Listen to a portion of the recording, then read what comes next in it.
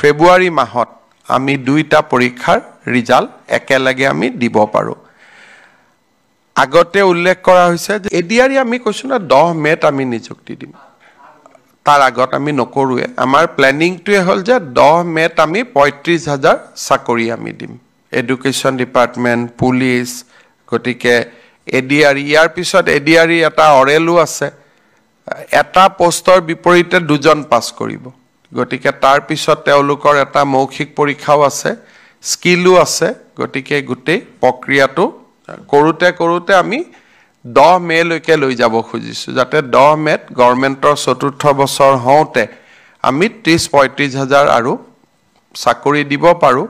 আৰু প্ৰতিশ্ৰুতি মতে আৰু 15,000 পদ আমি তেতিয়া বিজ্ঞাপনো মুকলি কৰি দিম। নতুন ফেব্ৰুৱাৰী মাহত আমি দুইটা পৰীক্ষাৰ ৰিজাল্ট একেলগে আমি দিব পাৰোঁ। আগতে উল্লেখ কৰা হৈছে যে এডিআৰই আমি কৈছোঁ না 10 মেত আমি নিযুক্তি দিম। তাৰ আগত আমি নকৰোঁৱে। আমাৰ প্লেনিংটোৱে হ'ল যে 10 মেত আমি 35,000 চাকৰি আমি দিম। এডুকেশ্যন ডিপাৰ্টমেণ্ট, পুলিচ, গতিকে এডিআৰই ইয়াৰ পিছত এডিআৰই এটা অৰেলো আছে।